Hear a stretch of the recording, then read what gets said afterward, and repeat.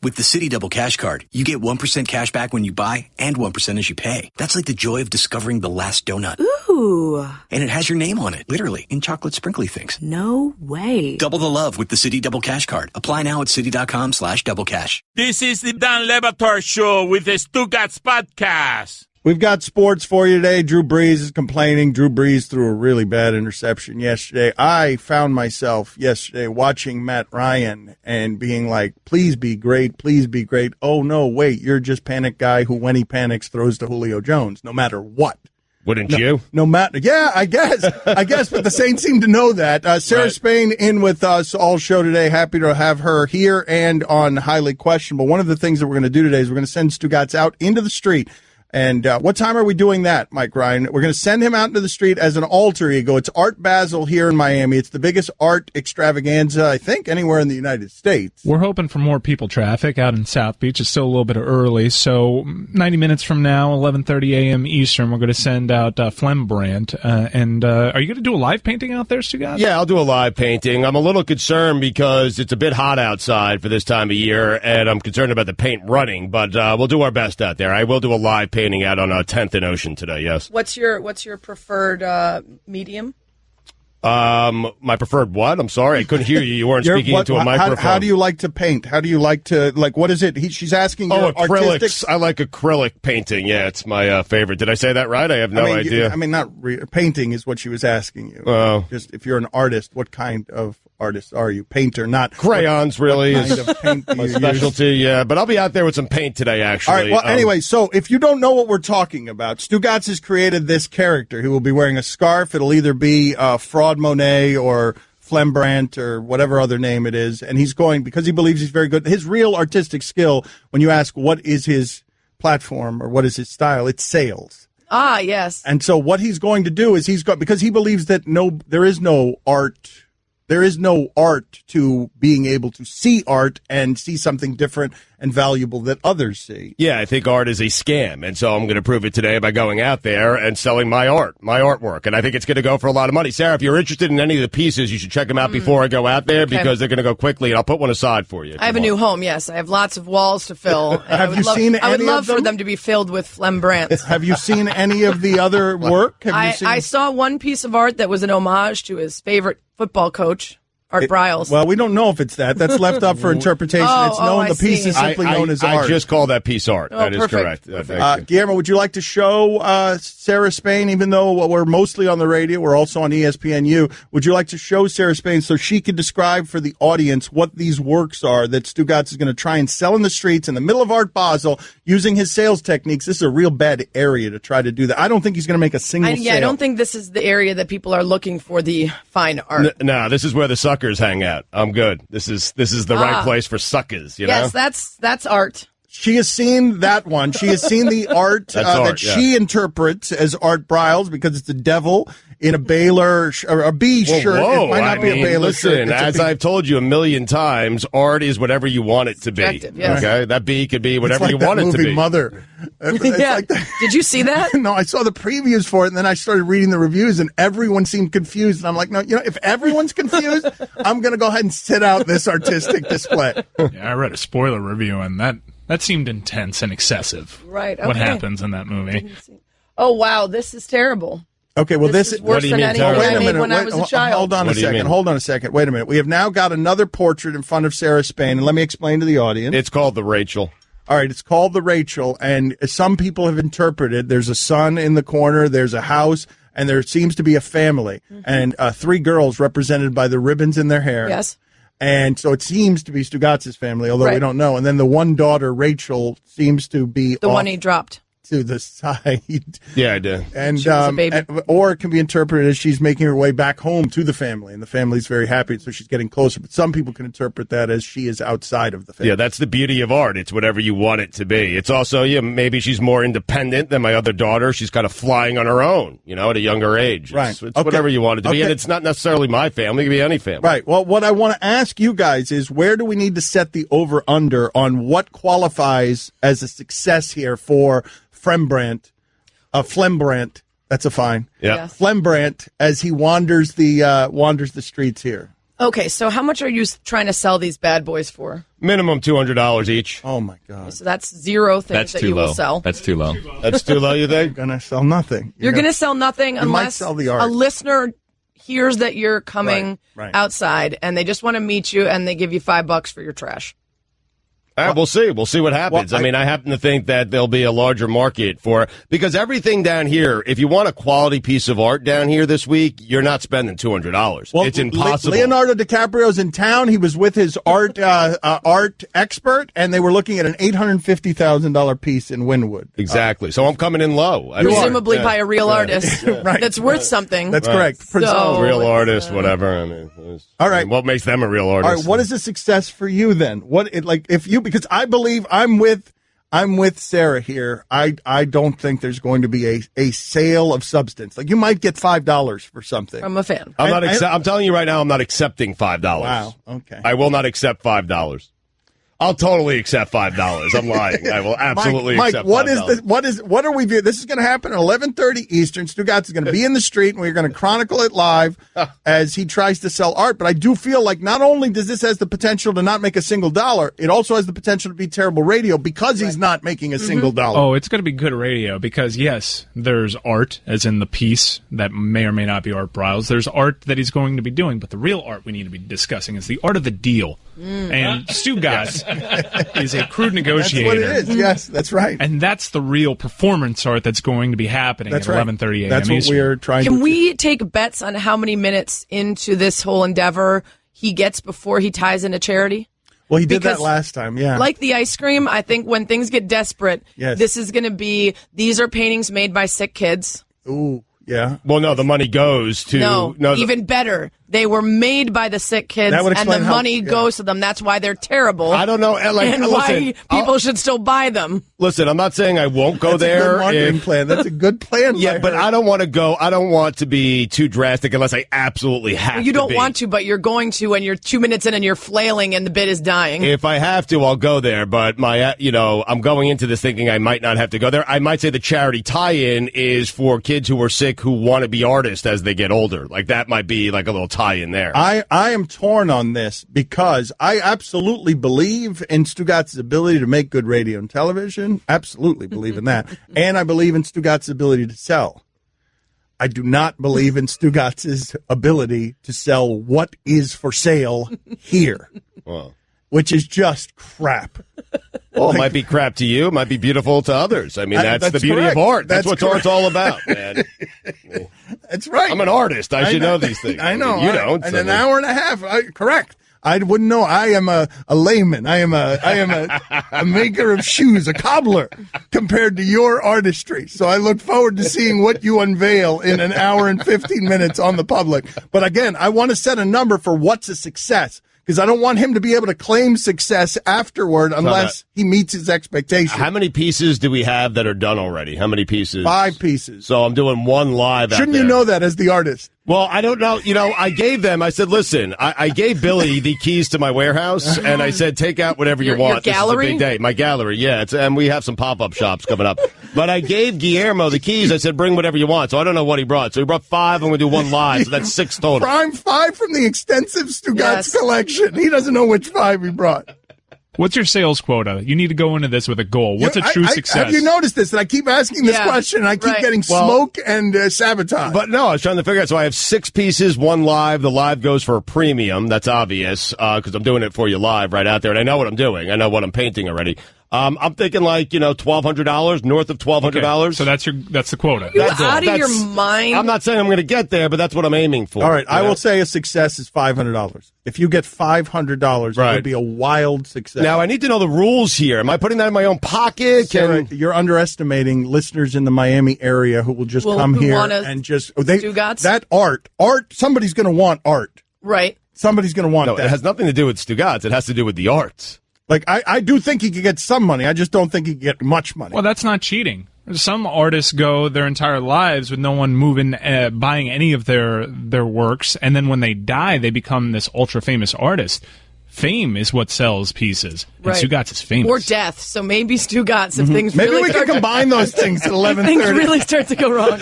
Dan Batard. Let's play the sound of Taylor Twellman speaking on behalf. Taylor Twellman, excuse me. He's an ESPN analyst who I thought was going to roundhouse kick Matt Brados during the middle of this. Max. Mother bleep. Stugotz. Sorry, man. Mother. Yeah, you're sorry. That's an easy one. You're sorry. What'd you call him? Sorry. I'm not. What'd you call him? Joe Brados.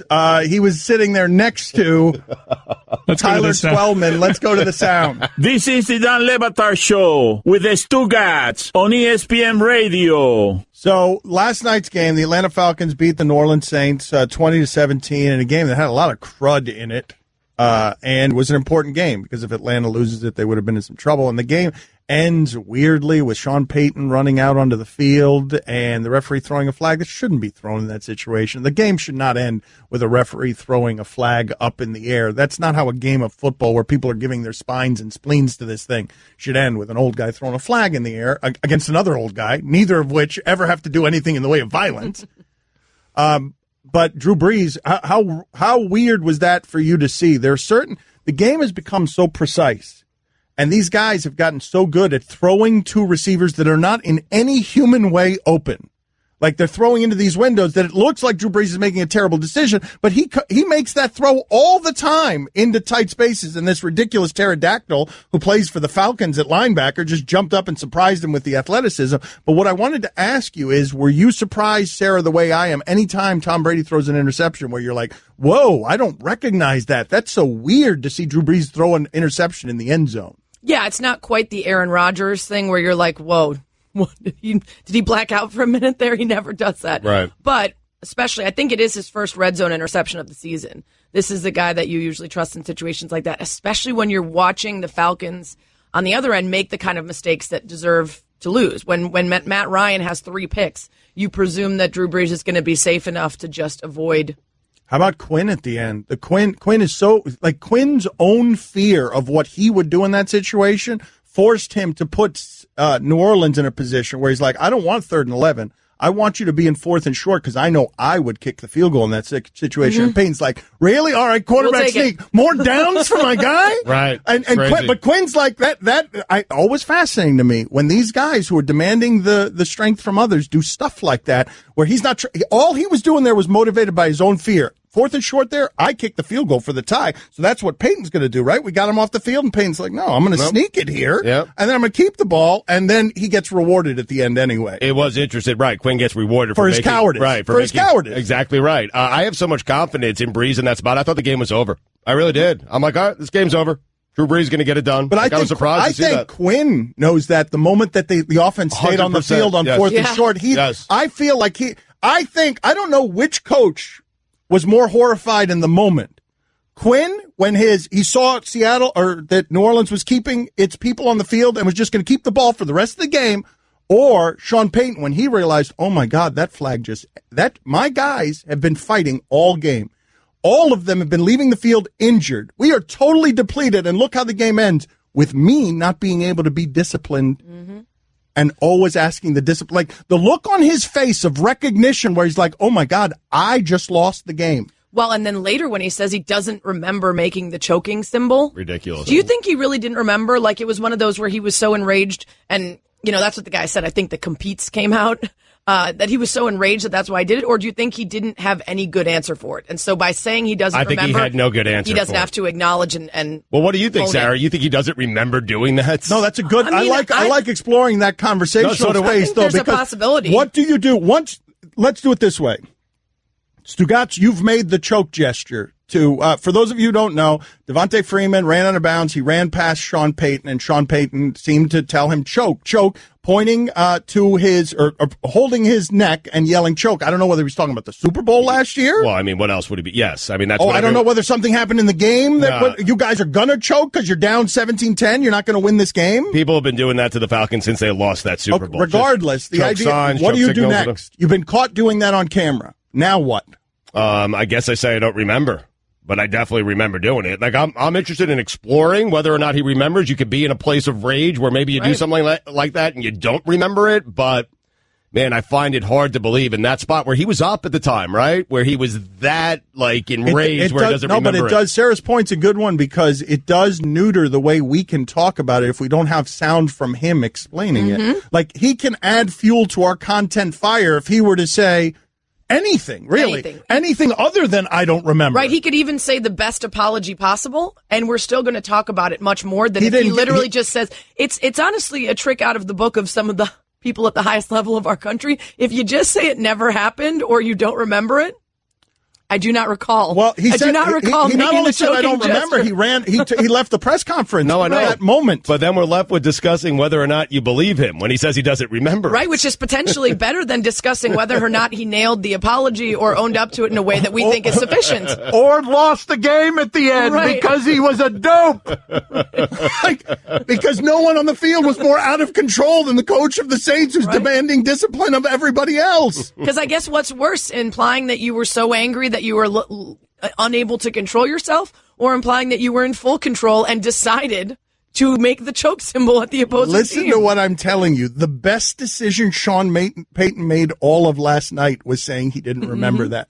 That's the best thing he did last night. I'd be so mad if I was 330-pound defensive tackle busting my back for this guy, and at the end of the game, what ends the game as I'm trying to keep the Falcons and Devontae Freeman from getting the 10 yards so I could get the ball to my quarterback for the last 20 seconds of the game is my coach betraying me like that. I mean, he should say he doesn't remember. That is the thing for him to say. He should tell everybody today, look, man, I was on pills. The medication. Wisdom teeth. I had a wisdom tooth out, and it was the medication. I'm not just that telling would go over us. better. I'm saying in his locker room, guys. Look, I don't know why I did that to Devontae Freeman. That's not cool. We were up in the game, and then who choked? We did. Yeah. My bad. Then they unearthed some pregame footage where he's talking to the team, and the whole time he's like, "Remember, guys, these guys are chokers." And then they're like, "Wait a minute, hold on, right?" And then this was premeditated. And then at the end of the game, what does your champion quarterback do? Yep. Choke. Dan Batard. Harden got selfish and decided he wanted to go to Houston and be the guy. And I told you when he went there, he's never going to win a championship. He was more concerned, James Harden, about being the best player on a decent team than he was on being the third best player on a legendary team. Stugotz. Hey, James Harden. And the beard's enough already. Oh, who is he with a beard? Hey, he's trying to be different. I get it, James Harden. The beard. It's seriously the beard. When I think of James Harden, I won't think of anything other. I won't think of championships. I won't think of winning. I won't think of one of the all-time greats. I'll only think of his ridiculous beard. It's Harden. Him and his beard should be ashamed of themselves. This is the Dan Batard Show with the Stugotz on ESPN Radio. ESPN Radio is presented by Progressive Insurance. Guest on the Dan Batard Show appear via the Shell Pennzoil Performance Line. Get instant gold status at Shell. Join the Fuel Rewards program now at fuelrewards.com/gold. Here's your SportsCenter update. Immediately after they fired their former general manager, the Browns hired John Dorsey as their GM and confirmed that Hugh Jackson will continue as head coach next season. Makes sense. Saints running back Alvin Kamara left New Orleans' 20-17 loss to the Falcons early after absorbing a helmet-to-helmet hit. He was evaluated for a concussion. And finally, earlier this week, it was revealed that Quentin Tarantino was currently eyeing Star Trek as his potentially final film. Deadline has revealed more details of Tarantino's plans. First and foremost, Tarantino required that the film be R-rated, and the studio agreed to meet the condition. Tarantino has also met with several prospective writers. Mark L. Smith, best known for penning The Revenant, is said to be the frontrunner. Smith would pen the film script as Tarantino shoots his Charles Manson movie this summer. Tarantino intends to direct the Star Trek film himself. For all the latest headlines and information, tune in to SportsCenter on ESPN Radio all throughout the day. Did you say Star Trek throughout that? You didn't say Star Wars at any point, right? Because I thought from the very beginning that I was hearing a Star Wars story, and then you hit us with Star Trek at the end. Did I say Star Wars the first time? No, you said Star Trek the entire time. Yeah. There's no way Star Wars would ever bend I was to going the to say R-rating. R-rated. That's what I was going to be totally shocked by that. But then you also said The Revenant. Yeah, there is that. Yeah, a little fine in there for Revenant? Dan, though, I think. I feel like. The Revenant, yeah. The Revenant. I said The Revenant. Did I say it wrong? I'm pretty sure you said The Revenant. Okay. It's okay, Stugotz. It's all right. You did pretty well for you. I mean, how about you guys? You read things in front of a live audience and let everyone pick you apart every single day. I wasn't. Sarah was picking you apart. It was. For the I'm a record. great Well, then that's okay. I was asking for a clarification on Star Wars or Star Trek because I didn't hear it right. I was not attacking you. Well, you should listen better. Fine.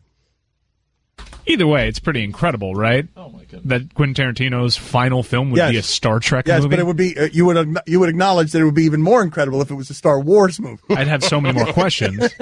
So that's where my confusion came from. Why are we still making Star Trek, by the way? I mean, how many Star Trek movies do they have to make? Guillermo, put it on the poll. If Tarantino wants to make Star Trek, is he allowed to make Star Trek? Tarantino can do whatever he wants in terms of movie making. Right, I was going to say, careful. We might find out he's been doing whatever he wants for quite some time. Yes, I know that. I don't want to talk about the movie making. I love his movies. I do. I love his movies, but Star Trek, like, you think Tarantino's touch on Star Trek can make it better than any Star Trek I've ever seen? Yes. I doubt it. Well, Star Trek's actually been revamped by J.J. Abrams, who did such a good job with it. He got the Star Wars franchise. Maybe that's where your confusion came in. But this would be a weird departure from what's been working for the Star Trek. It's just bizarre. Tarantino and Star Trek. How many directors do you guys? How many directors? I'll watch anything the Coen brothers make. I will watch anything Scorsese makes. I will watch anything Tarantino makes. Once upon a time, I would have watched anything M. Night Shyamalan would have made, and then I stopped. I think it was just that one time. I think it's Shyamalan, but I think Shyamalan might be more appropriate. You still into Spielberg? Spielberg, you still? Yeah, I mean, okay, no, not Spielberg though. No, because he's had a lot of movies that Dan hasn't seen lately. But I'm saying, if you tell me watching BFG, yeah, I haven't seen Schindler's List. I'm just curious if you put on the poll right now Tarantino making Star Trek, that's going to come back positive, right? Everybody's going to want Tarantino on just about anything, right? Well, and as much as it feels like a departure, that's part of what's interesting about it, is when you take something that you understand and you get in a certain way, and then you try to stylize it in the way that you imagine Tarantino would. That's interesting to people, even those who aren't interested in Star Trek. But this is his final movie, right? Like, I think for me, because I love his work so much, it's a waste of a final movie. I know Star Trek. I know it. I've seen 100 different versions of it. Okay. You've seen 100 different versions. I don't care, man. First off, you're never going to be better than the original TV series. That's first and foremost. And secondly, I want him to do something closer to True Romance, Reservoir Dogs. Those are the kind of movies that I like. Well, maybe he is in space. No, he's not. No, he's not. I'm telling you, far away from the microphone muttered. That's a losing argument if I've ever heard one. It's a good point by him. Thank you. I mean, I thought so. All right. Well, but hold on. But this segment started with Stugotz and Sarah Spain giggling. The reason they were giggling is because I don't know what reason, but for the 7th consecutive month, the television here has had Max Kellerman on it, and Stugotz and Mike Ryan have uttered concern for how Max Kellerman looks. They think that there's something wrong with him, that the lighting is such that he looks jaundiced, and every month, for 7 months, they've been asking me. I've texted Max, are you okay? Right. Because the conversation becomes around how gray and a payish gray that Max Kellerman has become. And he always responds, it's the cameras or the lighting, right? Like, I'm fine, it's cameras, it's lighting. Everything's good, it's the lighting. I guess if for 7 months cameras and lighting were making people text me, are you okay? I might ask if they could change the cameras and lighting, but maybe he's just not at all. I think it's something more sinister. I think that slowly First Take is stealing his soul. I was to say, it's like being the president. Working with Stephen A., you age 5 times faster than the average person. Stephen A. Smith ain't aging. No, it doesn't affect him. He is the one that's affecting everyone else. Yeah, but he's stealing everyone else's youth around him. Yes. It is. Yes. Guillermo, put it on the poll. Is Stephen A. Smith stealing everyone else's youth around him? Yes. Because I do believe that we need to conduct an investigation. Has anyone else noticed this?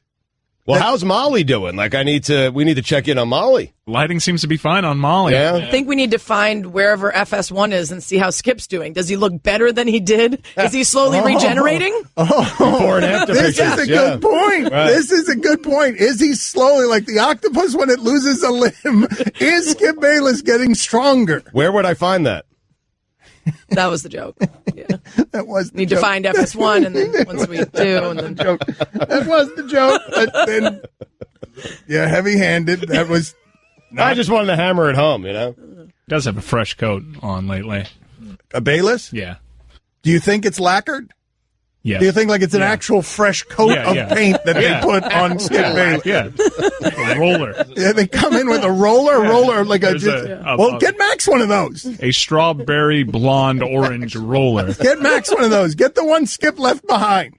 I think Max needs those people from Dancing with the Stars that turn you into like 3 shades darker. Just while his life force is being sucked out, to prevent us viewers from noticing, he needs to Is this something you've noticed before, though, Sarah? Because Mike and Stugotz are always bringing it to my attention, and I always think it's the lighting. What's interesting is I was just on First Take because they invited me. Stugotz, did you get the invite? I did not. Oh, okay. So I was just on the show. You had something to do with that, didn't you? No, they wanted the fresh new things on the radio slate. You guys are old news. But he seemed fine in person. So perhaps it is the lighting. He seemed fine in person. I keep telling him. Max keeps telling me he's fine. There's no doctor's visits. There's nothing happening with his health. He's gray. I know. That's aging. Is anyone else made uncomfortable? Cian Fahey's going to be here at 11:30 and Carrot Top at 12:30. 11:30 Eastern. That's a hell of a guest list we put together. I'm missing the Cian Fahey segment. I'm going outside to do my art during Cian Fahey. Cian's going to be here at 11. You're going out and doing your art at 11:30. Okay. Very good. So Cian Fahey will be here in 20 minutes. Is anyone else being bothered, though? And this is dangerous. This is tricky ground for me here. Herm Edwards deserves his goodbye. And Herm Edwards has a lot of great relationships in the building. But we're a journalistic entity, and us saying goodbye this publicly to Herm Edwards for several days is just getting more and more attention for the people who hired him at Arizona State, at least in part because they wanted the attention that came from Herm Edwards being in the national consciousness for 10 years. And I love Herm, but the idea that we're all on the air and all we're doing is slapping Herm on the back, that doesn't feel like journalism. Like, are we allowed to be a journalism company sometimes? Yes, absolutely. We are a journalism company sometimes, and sometimes we're an entertainment company. And in this moment, I don't think we're violating any journalistic principles by having an extended goodbye and giving them a little extra pub. In the same way that when but it's not a little extra pub. It's days and days and days of Arizona State football being all over ESPN. They couldn't pay for that and get it. Right. Well, that's what we do with Lane Kiffin. That's why you hire Lane Kiffin, because you're going to have him come on here and talk about things and draw attention and tweet. And I mean, that's part of the draw of getting someone with a name. And for the couple days that Herm is on his way out of here, that's a great bump for them. I would kind of earn that. I would argue. Hold on a second. This isn't about Herm. No, I know it's not about Herm. I'm not talking about Herm here. I'm talking about. You think it's going to give Arizona State some sort of? What I'm saying is that Arizona State, if I told them, did Herm just pay for his salary the last couple of days? The answer is yes. Yep. And that's what I'm saying. We don't do that for everybody. That doesn't bother me though, because we can't calculate the ad equivalency for every time we talk about someone and what it would do for their program if they had paid for that time. We don't have an equal time regulation around here. We talk about what we're interested in. Kind of did it with Aaron Boone, too, did we not? I think that maybe we should, though, is what I'm saying. Like, that we should, as a journalism company, we should have a equal time. We could all say goodbye to Herm very lovingly without it having being days and days of saying goodbye to Herm, where Arizona State is on the, like, they hired, these guys at Arizona State hired Herm Edwards, at least in part, because they've been boys for a really long time. Right. And Herm Edwards has had a credibility. This is not a hire that would make any sense if Herm Edwards hadn't been on television for the last 10 years, because everybody would be laughing at it uproariously if Herm Edwards had simply not been in our consciousness instead of on ESPN. But hold on a second, because I'm told that Herm Edwards, it was very important to him to finish out his obligations at ESPN. Mm-hmm. So are we saying he could have done all that without us promoting Arizona State so much? I'm not talking about Herm here. I'm talking about our responsibility. Right. But his question is, if he wants to live out the rest of his contract, would you have preferred that he'd stuck around but we not acknowledge that he was moving on? Sarah, Colin Cowherd had a contract here. He had a controversy at the end that wouldn't have ended his career, but ended it at that moment because they didn't want him on the air for 1 minute longer because they knew he was leaving for Fox. Right. That's how we treat people around here. Herm got, and look, man, Herm deserves everything. But that was a controversy. They didn't want him on the air because he had done something that was questionable, and they knew he was leaving for a competitor. Herm did not cause a controversy, and he's not leaving for a competitor. Dan, I'm not even disagreeing with you. I'm asking you if Herm just played out this week here, but we didn't promote Arizona State so much. That would have been fine, I think, it would have been different. Yeah. Yes, it would have been different. My objection is not to anything Herm did. It's to what we did as a company. Dan Batard. We're very morally upstanding, right? We will never pay for an interview. Never. TMZ, you paid for it? Can I have some? Harvey, talk to her later. Stugotz. Watch this. This will be fun. You guys let me know, all right, when it is that we freeloaded off of TMZ here as a network. Any minute. You guys let me know, because as soon as TMZ buys it, we're coming in right behind them. First follower. Never mind about our moral, upstanding, journalistic conviction. We'll be right there. We're hitting, our entire company's hitting refresh on TMZ. You guys got her yet? This is the Dan Le Batard Show with the Stugotz on ESPN Radio. A lot of texters are really mad at me right now. Our thanks to Sarah Spain for coming in here and making everything better. Chris Sims going to be here at noon Eastern. Carrot Top, 12:30. Cian Fahey going to talk some football, 11. And at 11:30, we send, what did we decide your name is as an artist? I think we're going with Phlegmbrandt. All right, Phlegmbrandt is going to make his way out to 10th and Ocean if you want to buy any of his art.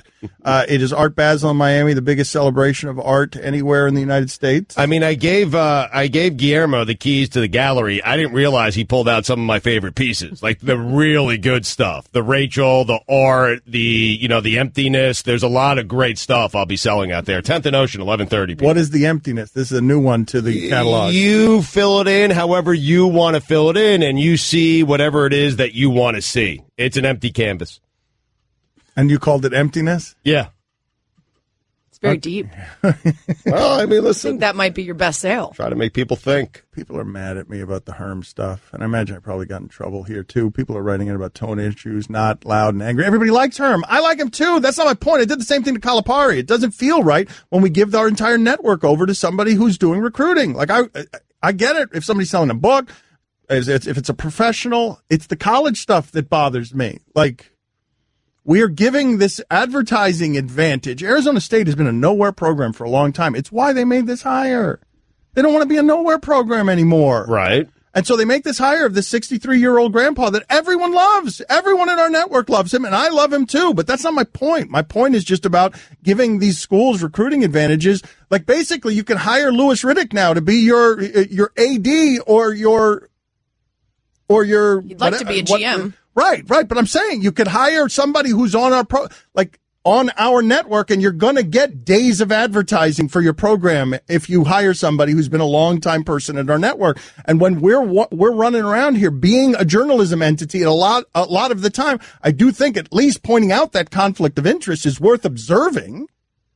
I guess I don't agree, because I feel like there are so many instances wherein ESPN has to balance being a journalistic enterprise and entertainment, and also the humanity and the reality that this was someone that worked here for a decade, that is very much part of the reason that they hired him, and that to shut it off as if the hire means that we no longer acknowledge that he was here for so long and that that's why he was hired seems even more odd to me than giving him a farewell. And then I'm fine with goodbye. It's a week-long goodbye. Right. If it goes on, once the cord is cut and he's moved on and we're doing, fawning pieces, people will very quickly realize if we're giving him the benefit of the doubt in ways that we don't other coaches. And I think that will be extremely problematic. Right now, it's not a big issue to me. Yeah, and also, I don't see this as something that's running rampant on ESPN. I'll occasionally glance up and it'll be on a mute television, but we don't feel this conflict when we have Lane Kiffin on every week? No, because Lane Kiffin is like us, dirty. With the City Double Cash Card, you get 1% cash back when you buy and 1% as you pay. That's like the joy of getting 2 W's on the road or catching the home run ball without spilling your drink. Double boom. Double the love with the City Double Cash Card. Apply now at city.com/doublecash. Time to check in with MRL's leading football expert, Cian Fahey. Alex Smith is the guy who has a wide receiver wide open in the end zone and will run straight out of bounds and take a sack because he's in field goal range. For more of his work, visit presnapritz.com. You can't predict yak. Cheerios, mate, Cheerios. ESPN Radio is presented by Progressive Insurance, comparing rates to help you save. Now that's Progressive. Call or click today and find out how much Progressive could save you. Cian Fahey going to join us in just a second here on the Shell Pennzoil Performance Line. I'll take your phone calls, 786-456-4837. Here's your SportsCenter update. The Philadelphia 76ers have traded Jahlil Okafor to the Brooklyn Nets for Trevor Booker. The Miami Marlins, have traded second baseman Dee Gordon to the Seattle Mariners for 3 prospects and cash. And finally, Snoop Dogg once tried to rent the entire country of Liechtenstein for a video shoot, and the main reason they said no is because he didn't give them enough notice. At the time, in 2011, anyone could rent the entire country for just $70,000 a night, which included customized street signs, temporary currency, and accommodation for 150 guests. That's a great night. Have the show Christmas party there. Can we do that? You said something about you used to be able to do that. You can't do it anymore, right? I don't know what the going rate is. This is back in 2011. Can we try, Mike? Look. You want to call Liechtenstein? Yeah. Let's see if we can rent it for the show for a day. I'm going to do that. Marlins parade is ruined. Just funnel the funds over to Liechtenstein. Right. That's right. For all the latest headlines and information, tune in the Sports Center on ESPN Radio all throughout the day. So Cian Fahey is here to talk football. If you want to talk to him, the telephone number is 786-456-4837. The pass that Drew Brees made last night, I feel like he's always trying to throw into those windows, and that all these guys are always trying to throw into these windows at these tight ends where guys aren't actually open. What did you see there at the end of that game? Okay, so the reason you do that, if you go to the Matt Ryan interception in the end zone to Julio Jones, when he releases that ball, the defensive back is looking at Julio Jones. So he thinks he throws that ball into a tight window, but it's not really a tight window because the defensive back can't see the ball. So it was the same situation. Actually, on that Ryan interception, it was a bad throw. It was just underthrown. If he had actually pushed it further, Julio would have had a chance. But on the Brees interception, Josh Hill was the tight end. He did not run a great route, and the reason he didn't run a great route is he didn't push upfield enough on the outside shoulder of the defender. And you need to do that to turn the defender's head and force him to turn with you. And Deion Jones never had to turn. It was still a terrible throw by Brees. And Brees quietly has not had a great year this year because they've been able to rely on Kamara and rely on Ingram. And he's made a lot of throws like that. He made one on Sunday against the Panthers where he threw the ball straight to a defender when they were winning by 14. That's what aging is supposed to look like unless you're Tom Brady. Well, it looked like it for Tom Brady for a while too, and then you made a fool of yourself and he came back. That's right. That's exactly how that happened. You chronicled that correctly. You had Brady done 7 years ago. That's right. As well, that's right. Chiefs. I remember the game distinctly. I remember where I was. They lost by 1,000,000 points against the Chiefs. I remember where I was. There it is. It's done.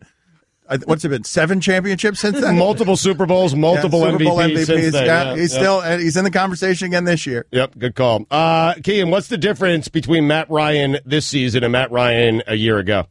Okay, it's a really boring answer. It's a really crappy answer, but a lot of luck. He had an interception last night that wasn't his fault. He had a couple that were caught that were his fault. Last year, he had 20, in my charting, he had 22% of his interceptable passes were actually caught by defenders. No one else was above or was below 25%, and most people were about 45%. So that's the biggest difference. There's also the Kyle Shanahan factor. There's wide receivers dropping more passes than they did last year. So it's a combination of a lot of things. That's not a boring answer, though. I think that's a great answer. Yes. I think most people just say, Shanahan's not there. But what I'm doing when I'm watching yesterday, Cian, I'm seeing a dude that when he's most panicked, he just lobs the ball to wherever Julio is and says, you figure it out. And that's not what I want from my quarterback. But that's the beauty of Shanahan's offense. In Shanahan's offense, everything's very clearly defined. He doesn't have to just drop back and manage the pocket and try and figure a bunch of things out as he's doing it. What do you do with the Philadelphia result last week? You have been unpopular, right? Because you are not praising Carson Wentz as much as most people are praising Carson Wentz. I'm always unpopular, Dan. I don't take a huge amount from it because no other team is going to be able to replicate what the Seahawks defensive front did. The Seahawks defensive front, even with Cam Chancellor out, with Richard Sherman out, that's on the back end. On the front side of that defense, they've got a huge amount of speed with Bobby Wagner, KJ Wright, Michael Bennett, Sheldon Richardson, who's a ridiculous player who should never have been allowed to go to that team. It was just unfair advantage at this point. But they play with such speed and discipline that they can contain that running game while also reacting to the option plays where they stretch the defense horizontally.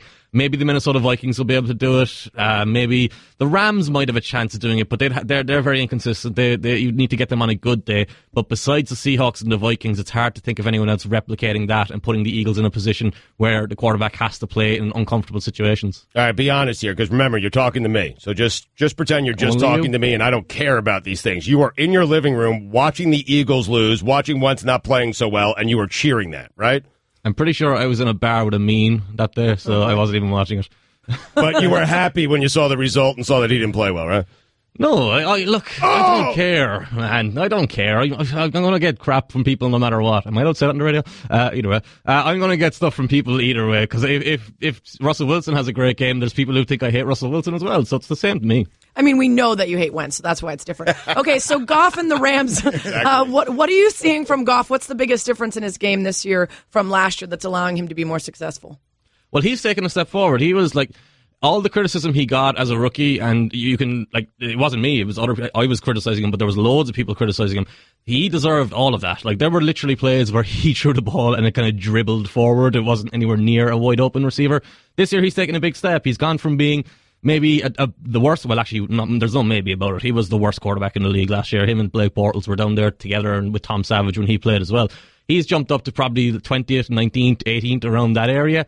But then you've got that Sean McVay offense. And I don't want to focus on Sean McVay because everyone talks about Sean McVay. I assume you've heard about the audibling part of that Sean McVay does. Well, I was just going to ask you guys. I was going to ask you and let me explain this to the audience. So they've got this new helmet thing. They've got a rule, right, Stugotz, where you can they turn off the mics in your helmet within a certain amount of time. 15 seconds. Within 15 seconds. And what McDermott's been doing is he's been getting McVay, excuse me, that is a fine. Yeah, Cian called you out for it. Good job, Cian. That's a fine. All right, well, you explain it, Cian. I'm going to go ahead and pay this fine. You go ahead and explain what I was trying to explain. Okay, so Sean McVay, it's not a new rule. It's the same rule. The headsets and the helmets come off at the 15-second mark. And what Sean McVay is doing is getting his getting his offense to the line at about 21, 22 seconds. So Sean McVay is then the one calling the actual audibles for Jared Goff. Jared Goff doesn't have to make the pre-snap reads. Then the other thing that's kind of not mentioned here, he's got John Sullivan at center, who's a very old center who was cut from the Minnesota Vikings because he wasn't healthy. But he's played a lot of football. And I have a suspicion, and it's something I want to find out. I haven't actually got an answer from anyone who I've asked yet. I wonder how much of a role he's playing in setting protections. Because if you now have the coach calling the audibles and the center setting the protections, the mental side of the game for Goff is limited to basically reacting to anything that changes after the ball is snapped. That's interesting. I love that. That is interesting. Like that's why simplify it. No, and people are saying that they're getting around the rules or the spirit of the rules by doing all this stuff. But it does sound like they are protecting Goff like no other quarterback's being actually protected. But you see, the thing is, teams are going to catch on to this as well. The Minnesota Vikings were able to catch on to it because if you know they're coming to the line and they're going to judge what you do at the 16-second mark, and then the quarterback is all the responsibility, you show him one thing and then you show him something completely different at 14 seconds, and he comes into your trap. But they haven't figured that out yet, and this story has been in the news stream for a couple of weeks. Oh, the Vikings shut them down. They scored a touchdown on the opening drive, scripted plays from McVay, and then after that they shut Goff down completely. So do you think that Goff and the Rams will have significantly less success if teams pick up on that? Or is it something where McVay then says, all right, we need to have more set plays that are called before that 14-second mark? But that's why I didn't want to just start and just say McVay, because it's also the offense around them is really talented. We're in this position where we say McVay is doing something that Jeff Fisher didn't do. And you can blame Jeff Fisher for the team he created, but if you just take the actual pieces that were there last year and compare them to this year, it's completely different. Andrew Whitworth, John Sullivan, like I said, but then the receiving core, Gerald Everett at tight end is an explosive tight end they didn't have. Sammy Watkins is one of the best receivers in the league. We don't talk about him because he's playing a role right now where he spends most of his time drawing coverage away and opening up for Robert Woods and Cooper Kupp, who are both new players as well. So it's not like I mentioned with the Eagles, it's not an easy offense to match up to. They're always going to try and dictate the play. They're always going to be proactive against you unless you've got a really, really good defense. You could check him out on ESPN's The Nickel Package podcast. He hosts Tuesdays with David Jacoby. You could also see his work at presnapreads.com. Follow him on Twitter at CIANAF. All right, answer these questions for me based on what you've seen in terms of film work. Who's doing the most with the least? You're watching these games and you're saying to yourself, man, this team isn't quite as talented as its record. Who's doing the most with the least? As in team as a whole or individual? Well, I want to do teams first. I want to do least and most. I want to do both sides of this. It's an interesting question, but I think it's an obvious answer for the most because the Jets, everyone thought they were going to go 0-16, and I don't necessarily buy into them being that significantly better than a really bad team. It's just they've won some close games to beat the Chiefs last week, so it has to be the Jets. I don't think there's any even second answer there. All right, and so then how about the least with the most, where you're looking at it and you're like, this team should be better, but they're being held back? I'm pretty sure I came on this show last year and you asked me who was doing a great job coaching-wise that no one was talking about, and I said Hugh Jackson. And this year, it's the complete opposite. The main reason they are going to be 0-16 is that whole coaching staff. Okay. Well, I'm glad they re-upped them for next year. Yeah. Okay, there you go. Who is the fastest team in the league? Probably overall, if you're kind of judging it in fair, where defense is equal to the offense, it's got to be the Seahawks because Paul Richardson, Tyler Lockett, exceptionally quick wide receivers. Russell Wilson, obviously. Doug Baldwin's not exactly slow, and like I talked about in that defensive front, speed everywhere. Thank you, sir. We'll talk to you soon. Thanks, guys. Dan le Batard. Guillermo, put it on the poll. Are you disturbed at all that Stugotz thinks extortion and blackmail are normal business practices? Stugotz. It has to drive you crazy because you are smart, you are well thought out, you are reasonable, you are balanced, and I just come in with blackmail, COB. And they love you more. Yep, spot on is And what they're saying. I'm so envious. I want their love. You're not going to get it. Their love's important to me. I want the love of dumb people. This is the Dan le Batard Show with the Stugotz on ESPN Radio. Sarah Spain is making a mess of this studio right now. She is rattled. Wow. She is flustered. I have no idea what's going on. I have coffee on me. My lid of my coffee fell off while I was drinking it, and I spilled it all over myself. And then while trying to clean up, I spilled my water that I was using to clean up all over the desk. Right. You also spilled your microphone. Yep. Things are falling around. Wow. Yeah. That was an amazing sequence of dysfunction and fail. Yeah, I mean, there couldn't be more liquid on the desk, given how much liquid was in the cups. Right. Like, she maxed out. And I hit an impressive number of wires. I hit every single possible wire. Have you noticed, Dan, this is for Dan specifically, how gentle Mike Ryan has been with Sarah during all this? More gentle. Had you and I done this? Yes, Mike Ryan is very maternal about this studio, and if we had done it, we would be getting yelled at. This is sexism. And it's not fair because we would have gotten buried if we'd made this mess in the studio. Get in touch with the show anytime to the 1-800-Flowers Twitter feed at Le Batard Show, at Stugotz790, at Sarah Spain. It is time for Straight Talk. It is brought to you by Straight Talk Wireless. Best phones, best networks, no contracts. Do you guys know who Sarah Paulson is? This is something I had not considered before she brought it to my attention. She is an actress, Jack and Jill, American Gothic, and she also played Marcia Clark, right?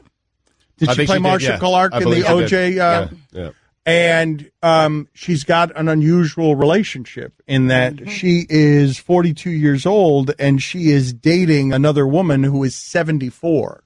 And so when they take pictures together on a red carpet and everything, it looks like her mother, or it looks like a grandmother, like she's dating a grandmother. And so this is hard to get your head around for some people who care how and where you get your love. And so what's happening here is she is giving voice to something that I hadn't considered, which is early on, this is quote, early on when people found out I was with her, some said, I think you have to be careful. I'm afraid it's going to affect your career negatively. I was like, what? It had never occurred to me at all. And then she was on the red carpet and she wanted to thank and profess her love for the woman that she loves. And she said, the fact I'm having this thought, should I not?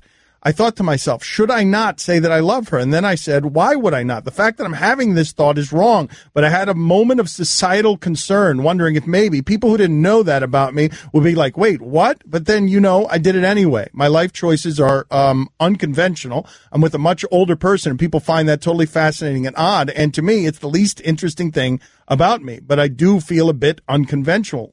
I'm a woman of a certain age who chose not to have children, who has made my career my priority. I am the captain of my own ship, and I've never looked to anyone else to validate that or tell me it's okay. Well, and you know her girlfriend. You actually know her. She's an actress. Holland Taylor. She was in Legally Blonde and Ally McBeal and Monk, a bunch of other stuff. I fully admit I try to be incredibly open-minded. I try to be incredibly understanding of wherever love comes and in whatever form. But when I first heard of them dating, and this was over a year ago now, it started to come out when she was doing the rounds for the award shows because of the OJ movie, I was taken aback. I try not to be an ageist, but well, 70. Why? I guess just if she was dating a 74-year-old man, would you be taken aback? Still, it would be a little bit different. I think we're more used to seeing that dynamic.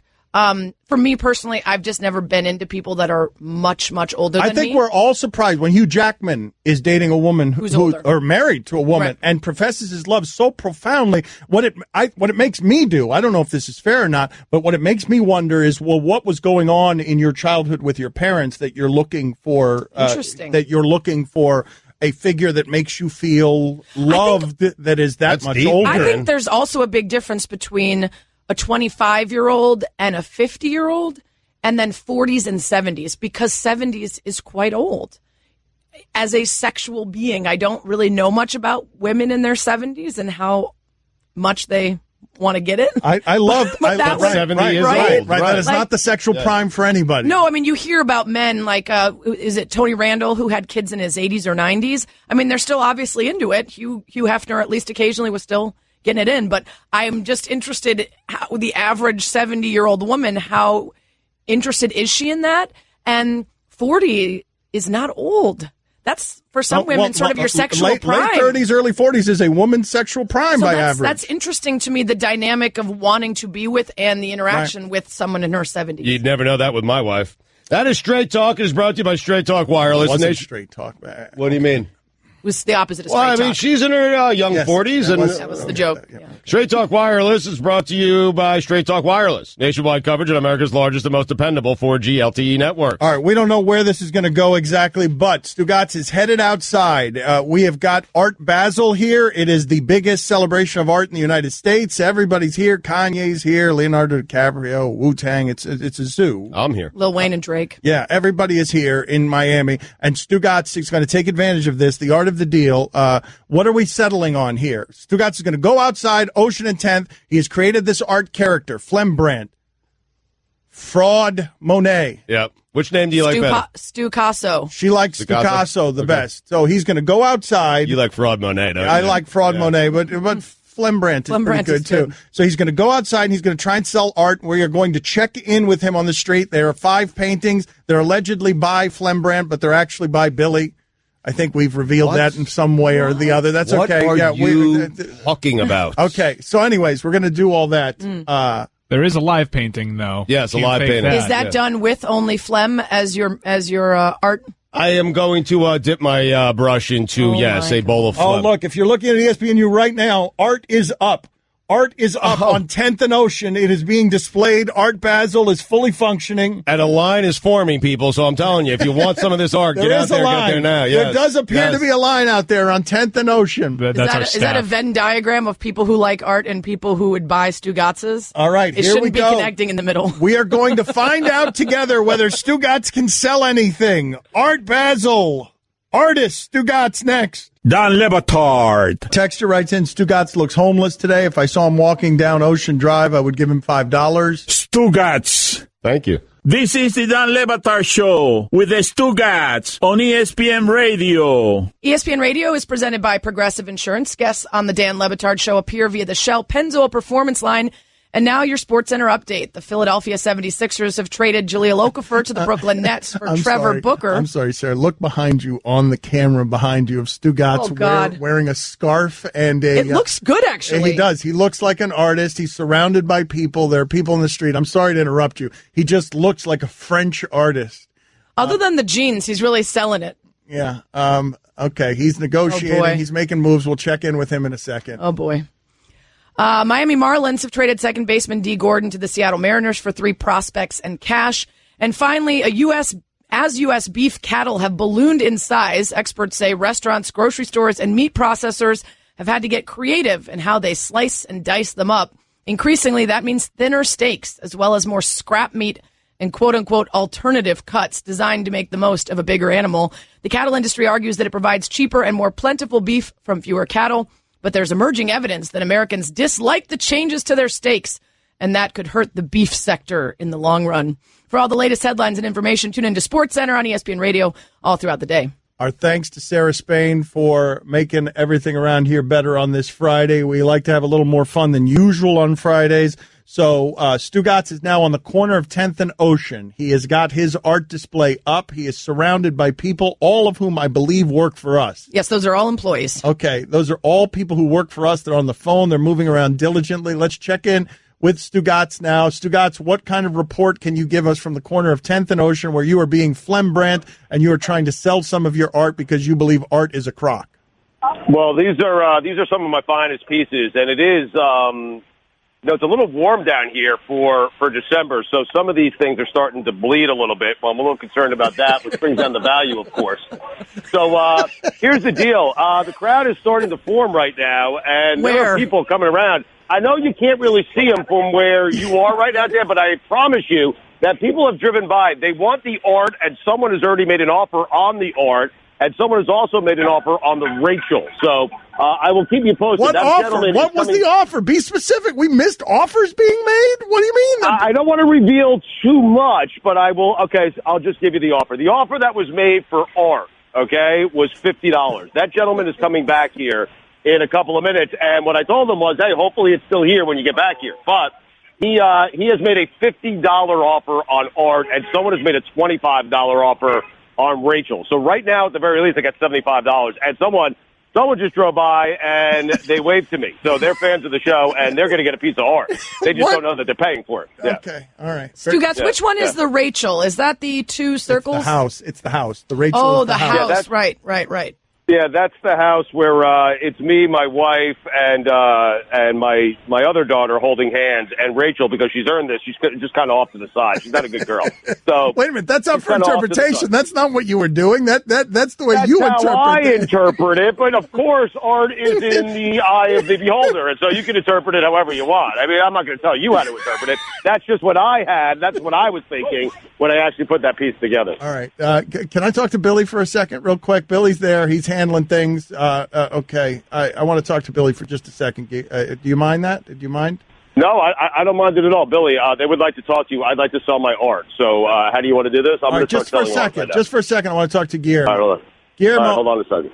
Guillermo, can you give us an honest appraisal, please? Hello? I don't believe anything Stugotz just said. Can you give us an honest appraisal of everything that's going down there real quick? It's very windy. Art is already falling. The people that are helping us. Sorry, the pieces are falling everywhere, falling on people. All right, go ahead. Hold on. All right, so Stugotz, give the phone back to Stugotz so he can negotiate. Thank you for all your contributions. That's $2 when you get back. All right, Billy, $2. You go ahead and put that in the bucket when you get back. I was fine for something. All right. As a woman, I think I'm allowed to say that no one's paying attention to the Art right now. Oh, because we've got... All right, so hold on, guys. Got an onlooker. The Clevelander bartender was down there. Okay.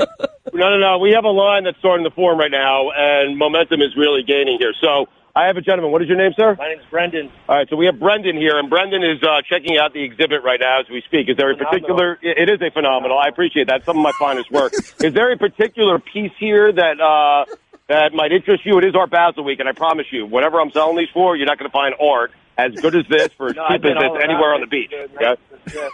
So what do you want? Which one interests you the most? I have this one. I have the Art. That's called Art right there. Yeah. The devil wearing the green jacket. Yeah, it almost looks like Art Basel. You're right. But I'll leave that. Listen, that's your interpretation of it. That's not mine, but that's fine. The gentleman next to you has already made me a $50 offer on Art. So if you want to, I hate to do this in front of you, sir, but if you want to offer more than 50, feel free to go ahead. I'll start a bidding war right now. Yes, a bidding war. That Art Basel this week with me. Yeah, so let me also explain this one. This is the piece that I am proudest of. It's called Empty. Okay? We just call it Empty. And what it is emptiness formerly before. called Emptiness. It was emptiness before. It was emptiness before, but now I call it Empty. Okay? So it's empty. So really what I allow you to do with this piece is I let you fill it in. First off, you got to unwrap it. And then secondly, what I do is I allow you to fill it in however you want to fill it in. Okay? That is artwork. It's deep, right? It's deep. It's deep. It's whatever you want it to be. It's amazing. Beautiful. So what do you think, $100 for that? Art Basel is speaking to me. I don't know. Oh, the Art is speaking to you. To him. The Art, we don't know if it's Art Basel. What do you call the Happy Family? The Happy Family, that's called the Rachel. Okay, and so you can interpret that however you want. When I was putting that together, I was thinking that my daughter... Stugotz, get some money. Stugotz, get some money. I was thinking my daughter, she's a nuisance, okay? And so I was thinking, like, she has kind of separated herself from the rest of the family. But you could also interpret it as gonna come up with the therapist in a few she's years. kind of flying on her own, you know? She's matured. She's flying on her own. It's called the Rachel. So that's me. That's my wife. That's my daughter, Emma. And that's Rachel. Sell something! Yeah. So what do you think? You want $20 for that, you think? Have we lost communique with the artist? Still, that Art Basel. Is it 20 yet? Oh, yeah, that is a blue and yellow circle. Now, you might think that they're circles, but they're not, okay? So, I mean, it's blue and it's yellow. But what you really need to do, the inspiration behind that was, well, besides the fact that I'm a huge fan of sports and I like balls and I like circles and things that are circle, What I really want you to focus on It's falling apart. is there is with the blue, right? We vastly And the yellow balls. overestimated his Just sales look ability. deep inside of it and see whatever it is you want to see. Nope. Okay? I see a sun, I see a body of water, and then I see, like, a little green melon there. But maybe you see something differently, and that's up to you. melon? And that's the beauty. That's the beauty. Yeah, that's the beauty of art. Yeah. All right, So what do you've you guys gone to thinking? that move enough, Stugotz. Enough with. All right, wait. I have an offer. Hold on. I have a $70 offer right now on art. A $70 offer on art. Anyone want to go higher than $70 on art? Yeah. Plus, those are some. I don't know if you guys saw these, but these are just like $15, $20 pieces here. That's. Again, who are these three people around him? Oh, wow. The narwhal just sold. Hold on, everyone. The narwhal? Sir, you look like an art fan. What do you mean the narwhal? Where's The the narwhal just sold for $20. The art just sold for $70. Okay? For more than 20? Sir, listen, I am Phlegmbrandt. I am one of the most renowned artists down here on the beach. And it is Art Basel. And so I am selling some of my finest pieces here. We have a $20 offer right now on the narwhal, and we have a $70 offer on, I call that art. That's Okay, art. one of those three guys is just the security guard. I appreciate your conversation. Yeah. Really? Yeah. That'll be $5. Are you interested in the piece? No, I don't have no wall space. Oh, no, you can't listen. You want to listen for free, you can't listen for free. Kick him out of the gallery! Kick him! All right, Phlegmbrandt, kick him out of your gallery. Right. Have security kick him out of your gallery if he's just here to listen. I mean, Dan, the guy thinks I'm doing this for free. He wanted to listen. He wanted to sit in and listen to this conversation for free. I thought it was $5 to listen. So, but he's still there. $20 right now for which one? Narwhal. All right, the narwhal is about to sell for $20. Where was there a narwhal? We didn't discuss the narwhal. The narwhal is selling for $24, okay? $24? Is that a $24. I just got an extra $4 out of him. That is fantastic. That is fantastic. Oh, we don't have change. We'll get back to you. Just give Billy your address and everything. We'll get back to you. I can't give it to you without the 220s. Bill, get his address and send him $16 change when you get a chance, okay? We don't have change. What kind of business you running down there? We don't have change. Stay right here. What's your name, sir? Fred, thank you very much for buying the narwhal. It's one of my favorite pieces. Enjoy it. Put it somewhere special in the house. And, all right, what are we going to do here, Mike? We're going to come back to him here in the next segment to find out how much money that he made, or are we going to stay with him here? This may be dying on the vine, but let's give it one more commercial break to see if it can gather more steam, and if it's not good, we'll bail on it. Okay. All right. We don't know where it is right now. There is a crowd around him. What is a success? What is a success? Well, he said $1,200. He said $1,200 was his quota. Got some work to do. Yeah. Okay, some work yet to be done. We'll see what he does during the break and come back after this. Dan Batard. How is ESPN allowed this? Stugotz. They're talking sports, going at it as hard as they can. This is the Dan Batard Show with the Stugotz on ESPN Radio. Somebody is hitting us and specifically Mike Ryan where it hurts by writing in, this idea is worse than your Gronk Family Feud segment. I don't agree with you. Stugotz right now, Phlegmbrandt is on the street painting, live painting, and that's what's lured a crowd. Give us a play-by-play, Stugotz, on what's going on with you. What's been going on during the break here?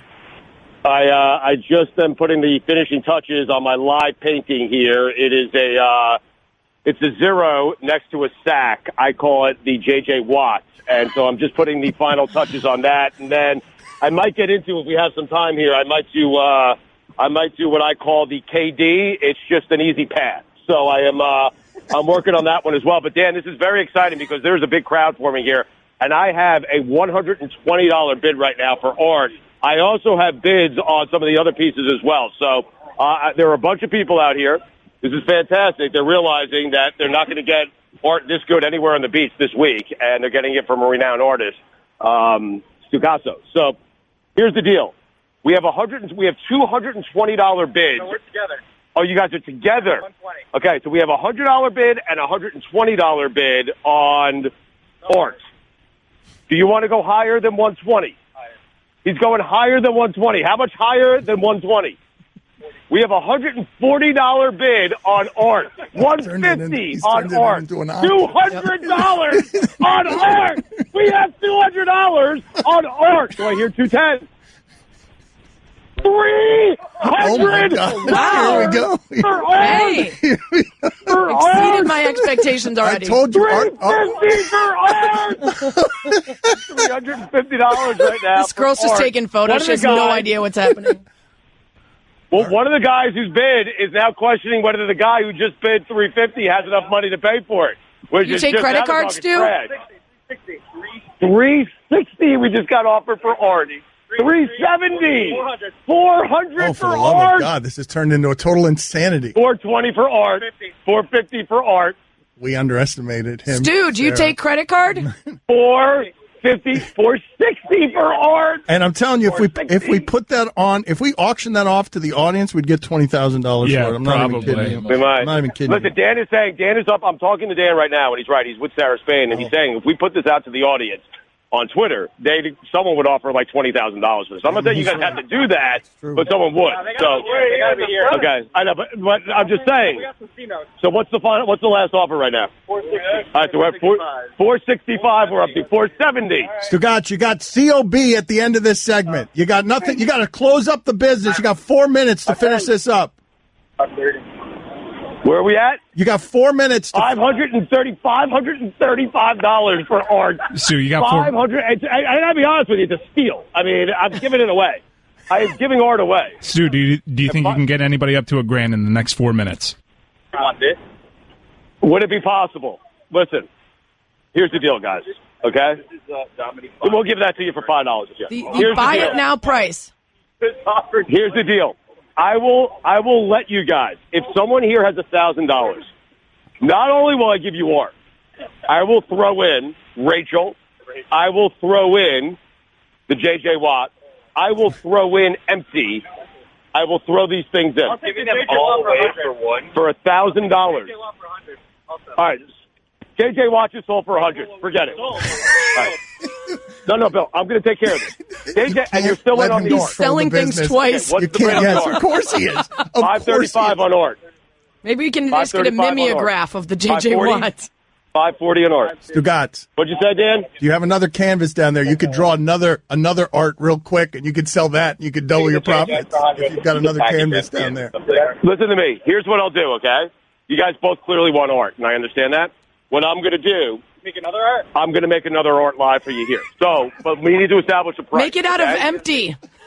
All right, so we got 50 Make it on out of Rachel. emptiness. Turn empty into art. Take emptiness and turn it into art, Stugotz. That's the symbol. That's a great. Dan just made a great suggestion. I'm going to sell someone emptiness for $1,000, and you could turn it into art. No, you turn it into art. He's even giving off the work here. Oh, man. He's even outsourcing the work That should be the tagline on his website. I make empty into art.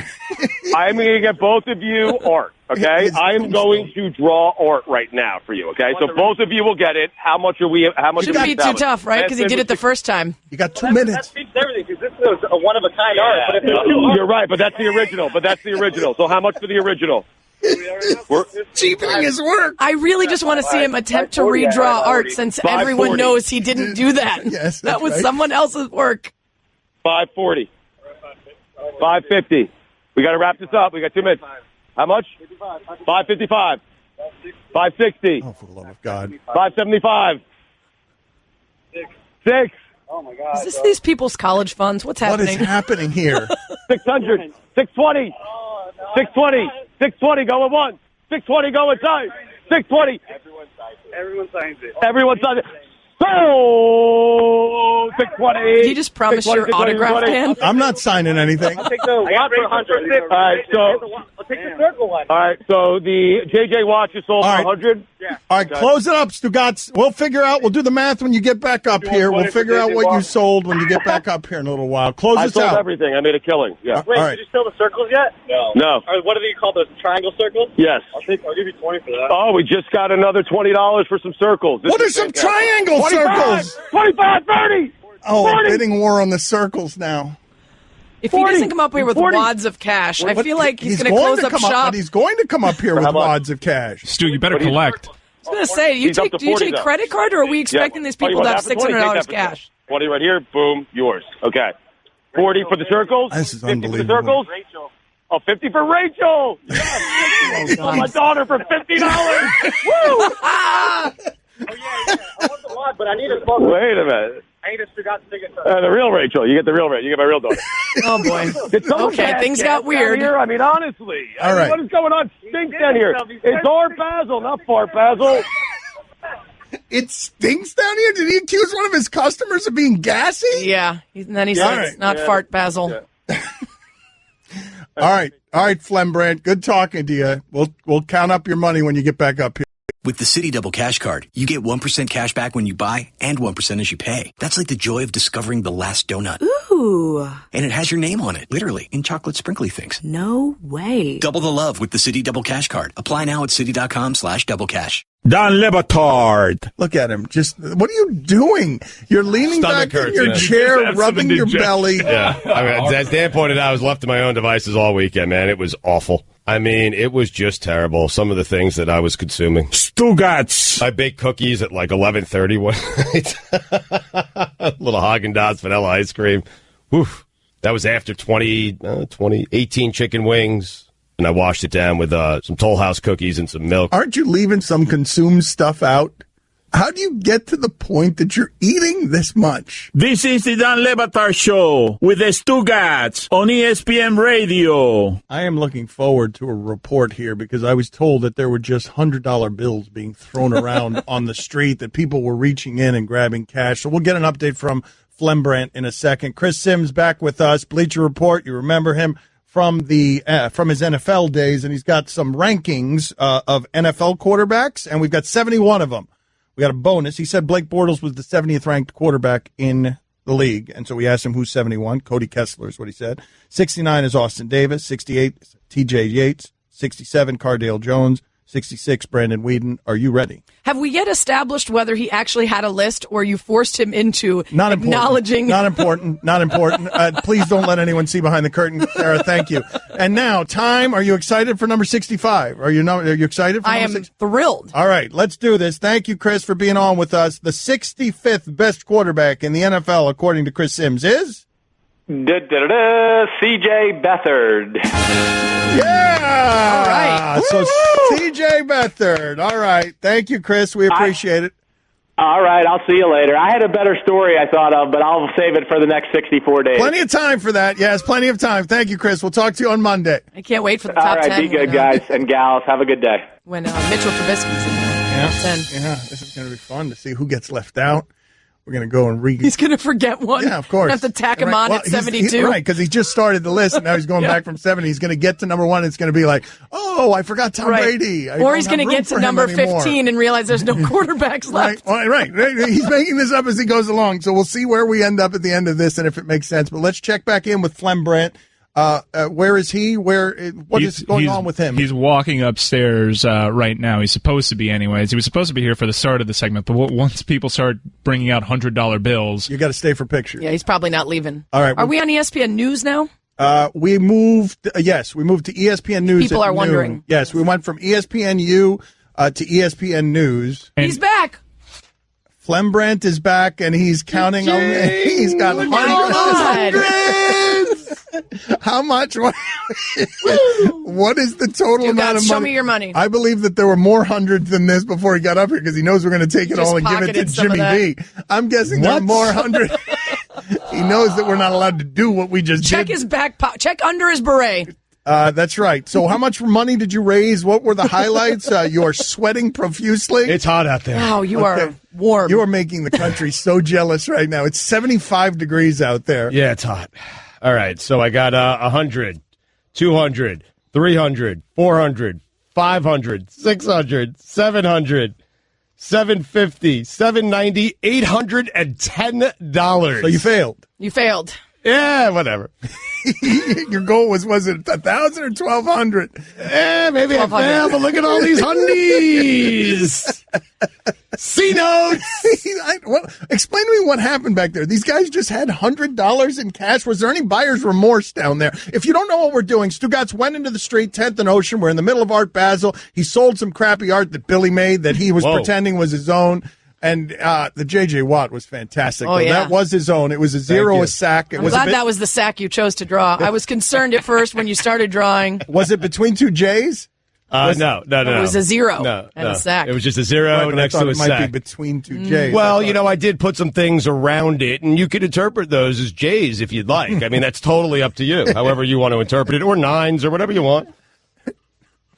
Hundreds! Woo! It's unbelievable. I mean, what was going on? What kind down of there? Who degenerate are these shows up with people? pockets full of $100 Did we bills just for take a bunch Stugotz? of drug money? Does this have blood on it? So tell me more about this Jimmy V thing.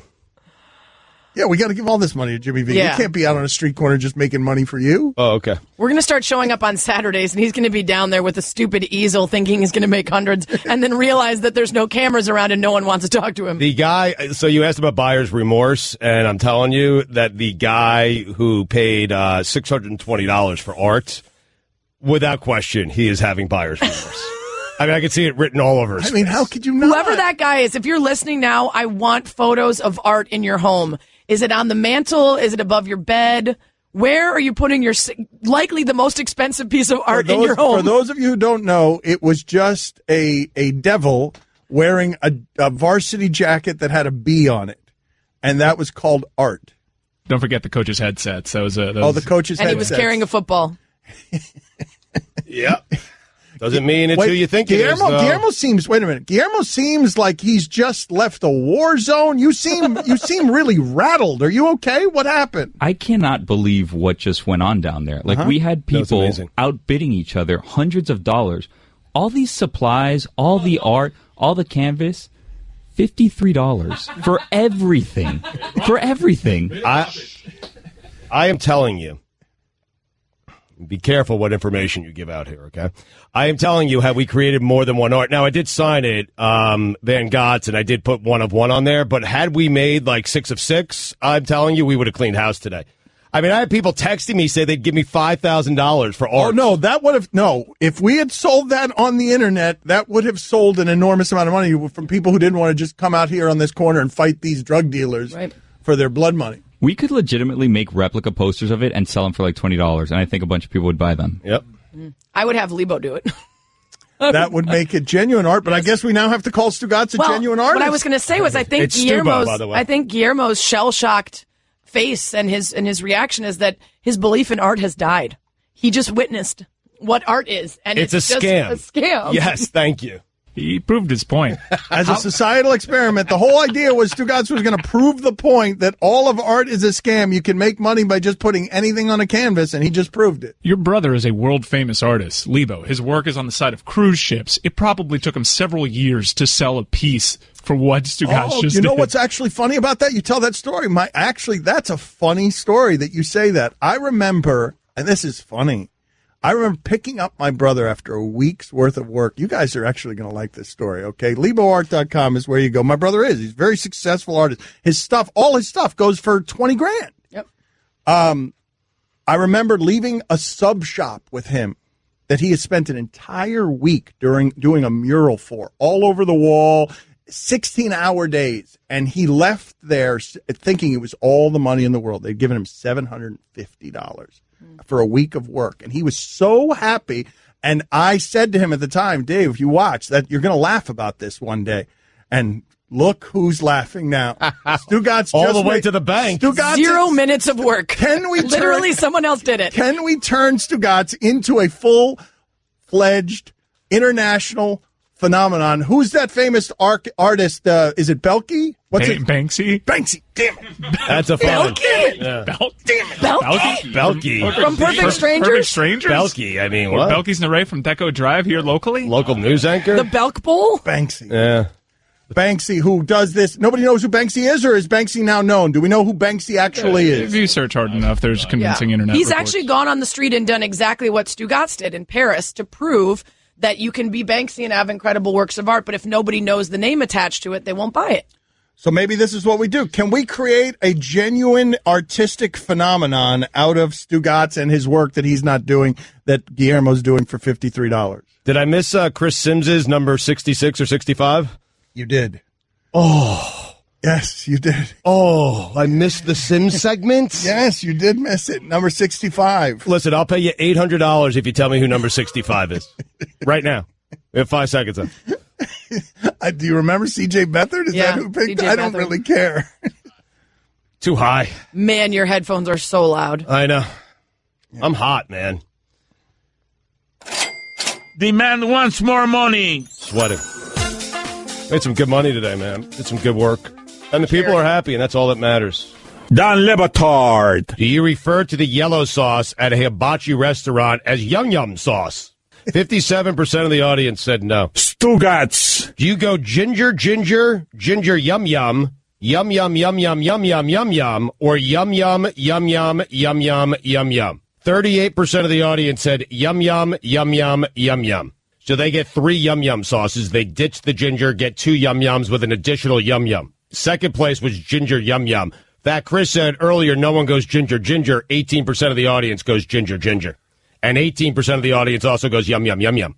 How about that? This is the Dan Le Batard Show with the Stugotz on ESPN Radio. Method Man, unfortunately, eliminated last week. He had wanted to see the magic. 6-week run against Colin Cowherd. So we've got a new celebrity prognosticator in 10 minutes. But before we do that, Sarah Spain is with us. You are the commissioner of our Bucket of Death, Grid of Death League, and we've got like a real problem on our hands. We've got like a total uprising. Nobody wants to do anything anymore. Nobody wants to play this game anymore. Everybody wants to be finished with it, and now there are a whole lot of penalties that are coming that people are simply saying, I'm just not going to do it. Now, I don't think that Zardoz costume should be feared by anyone the way it is by me. And I have not, to any punishment, said I will not do it, although I would have had a hard time with that hairy tripe. If I had landed on that hairy tripe or those pig's feet or like eating challenges, I would have had a hard time. But I've not said at any point that I'm not doing it. But Chris Cody has announced he's simply not doing it. And Chris Cody's very low on the totem pole. And so you have anarchy in your league. And what we are right now at a point where people are wanting to cancel the entire thing, to just finish it. The only reason that we do it is for the listener, because the listener likes to have us bathed in shame. First of all, I would like to recommend that whoever does get the Zardoz wear a full-body nude jumpsuit underneath, which will significantly reduce the shame of wearing it, right? There won't be hair. There won't be flab rolls. Everything will be sucked nice and tight in. Sarah, you're still wearing the Zardoz. I feel like that would be cheating, but okay. This is the leadership that the league office and the NFL has been missing. Right. These are the steps that we can take to sort of mitigate some of the issues we're having. Now, I mentioned early on, in fact, the reason I was appointed commish is because I was sitting right next to Stugotz as he tried to crumble up his powdered donuts into smithereens and then brush them off the desk. And by making them small enough to turn into crumbs, he therefore eliminated several donuts worth of donuts. He was supposed to eat how many? 36? 36, I believe. Yeah. Mini donut. Unfortunately, you noticed that, right? And I noticed. Then he tried to turn it into a milkshake, which then he didn't drink most of and threw out, and then he puked in the garage. How many do you think he actually ate of the mini donut? I would say maybe 28, which is still a significant amount. But the point of having a grid of death and having these challenges, if you don't own up to them, the entire bit is lost and it's pointless. And then you're just wasting significant chunks of your radio show to do something repeatedly that has no payoff. And so immediately when I saw Stugotz doing that, I said, what is the point of doing this if when you get to the challenges, you don't actually do them? Well, he owes 5 of them. Exactly. Nobody wants this to go away more than him right now, because then all his debt will go away. Fat Chris is telling me he's not going to do Soup of the Day. I'm sorry, but you agreed to a trade with your father. You're doing Soup of the Day. You're not going to die from having some chowder on your head for 5 days in a row. Suck it up and do it. The punishment was Ice Bucket Challenge. No, it wasn't. That disappeared when your father invented doctors to turn it into a Soup of the Day challenge, which is what you accepted when you made the trade. The Bucket Challenge did not exist anymore by the time you made the trade. Greg Cody was sick. He was legitimately sick a couple months ago, so we didn't want to dump ice water on his head. I'm sorry, boy who cried wolf. If you're finally sick for real, then maybe you shouldn't have said you were sick 18 times before that, because no one's buying it anymore. And sent us a note from Dr. McGillicuddy. If I was refusing to do the Ice Bucket Challenge, then I could see I'm refusing to do it. Okay, do something worse.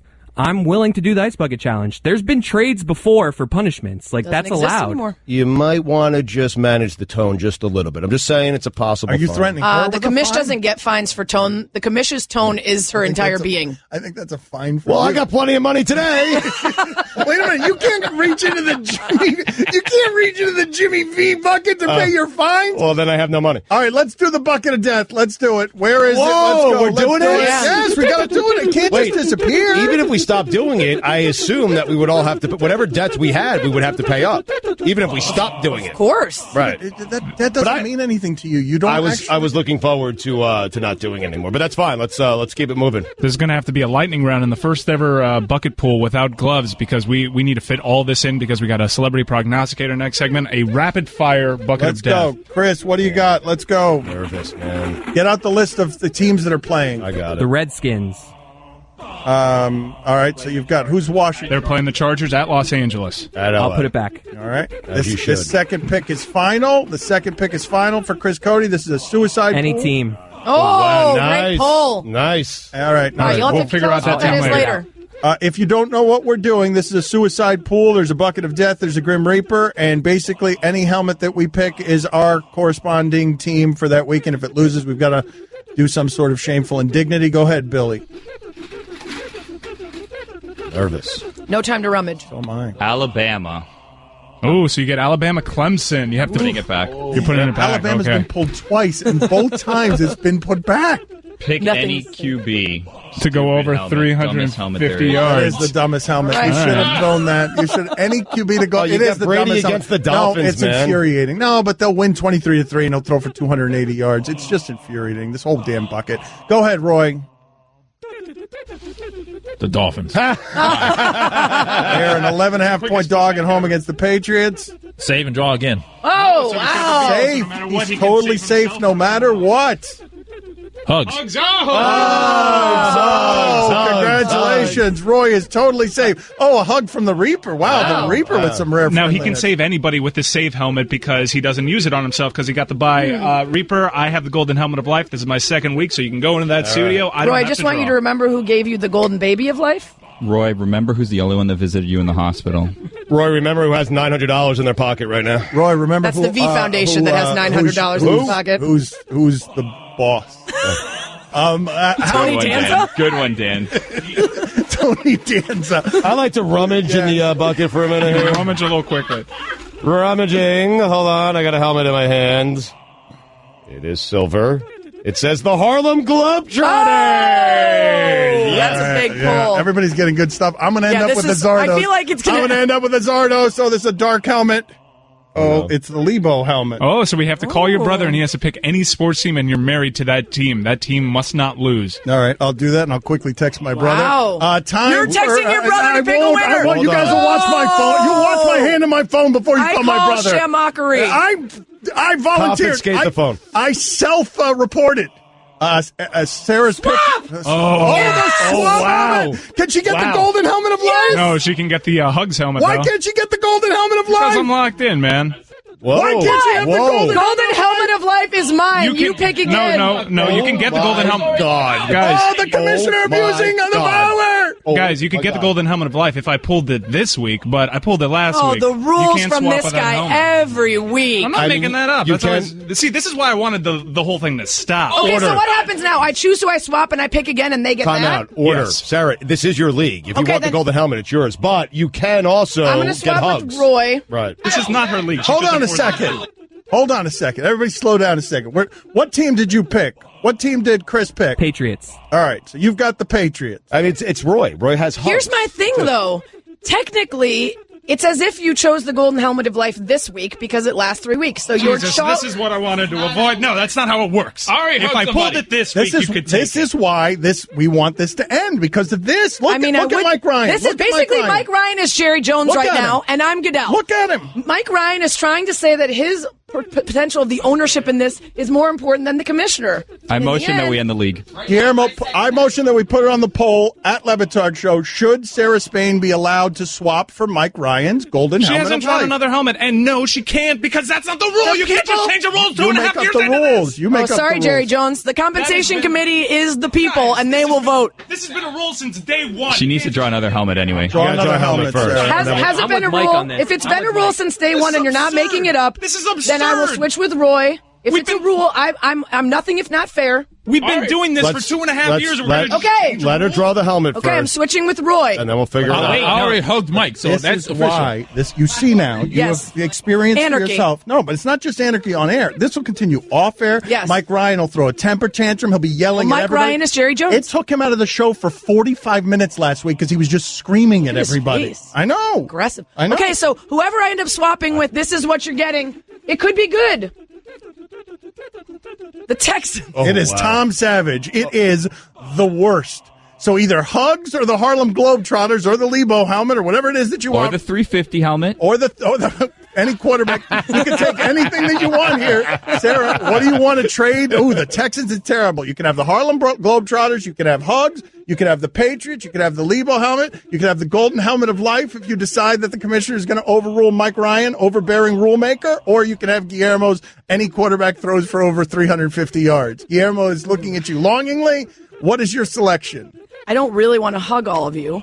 I also don't want to leave poor Roy with something, but Roy does have the best body, so he would probably pull off the Zardos, so I'm taking the Hugs. All right, there it is. She went easy on Stugotz. Roy, no matter what, you got the save. You got the veto, so you can save yourself. If you Everybody's happy. Yay! Merry Christmas! Except for me, who now has Everyone to live loves with the whatever my brother picked. Give me your phone. Celebrity Prognosticator next. Dan Batard. See how quick he is at slithering around things? Good. Like, yeah, you are good. You are a master liar. Stugotz. Like you are a genius liar. You are like the Einstein of liars. This is the Dan Batard Show with the Stugotz on ESPN Radio. All right, so we've got a theory we're testing around here that the predictions that are made on these Sunday shows and everywhere else by the experts, they don't know any more than you do. And Method Man had a nice run here. 7 weeks, man. And he got us above Colin Cowherd for the season. Colin Cowherd is 32-23. We are better than that. We've been better than Colin Cowherd this season, but Method Man is gone, and we bring back an old favorite. He had a long run. What was your run? Do you remember, Carrot Top, how long you were? I didn't lose one game, I think, for like 9 weeks.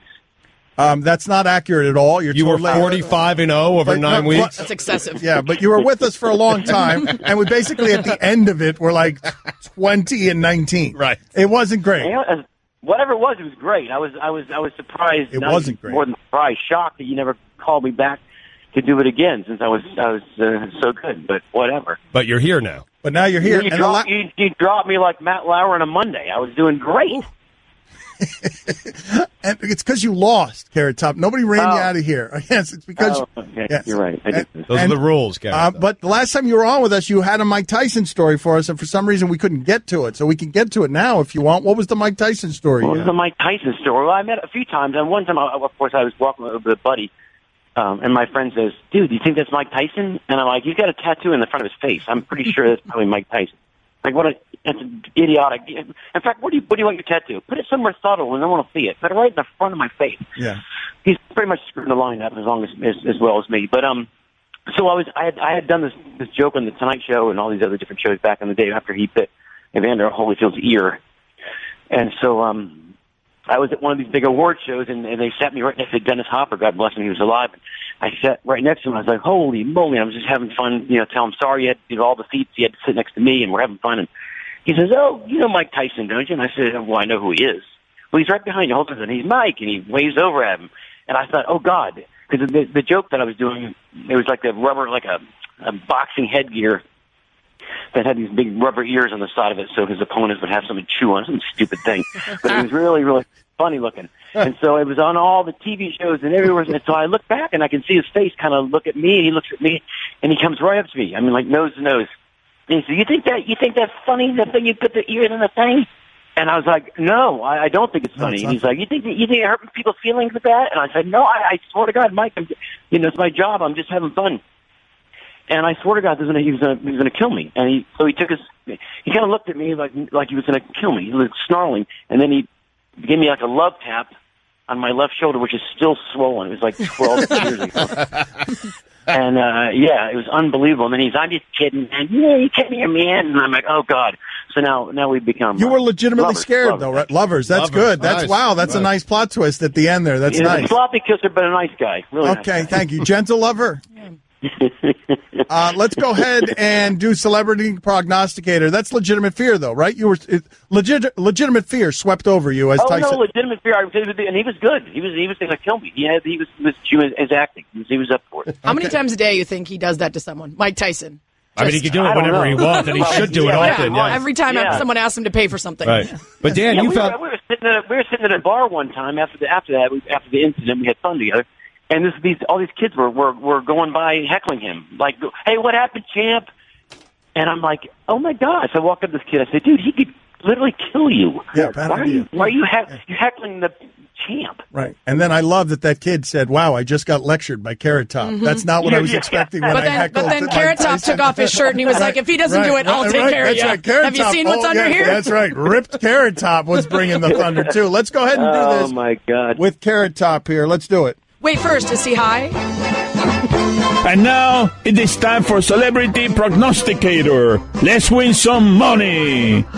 We should find out if he's high first, because the only people who have won this year have been high. Yeah, I think that Carrot Top told us though that he's not. He doesn't do any of that stuff. Like those scenes at the end of The Hangover are funny, at least because Carrot Top, didn't you tell us you don't do any of that nonsense? No, yeah, I'm the one that came up with that bit. They said, "What do you want to do?" I said, "Why don't we do coke? Because I think it'd be funny if Carrot Top was doing coke." So. Not really an answer, but we'll take it. All right. But do you smoke weed? That's what we're right.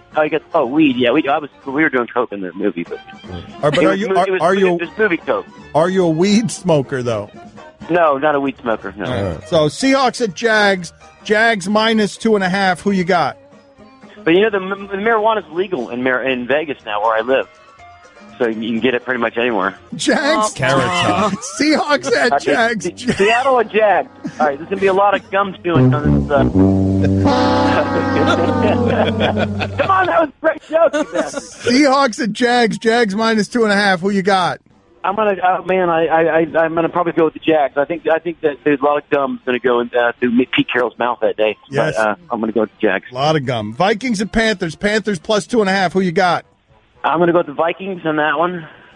Eagles at Rams like 2. Who you got? It's going to be a very foggy, smoky stadium.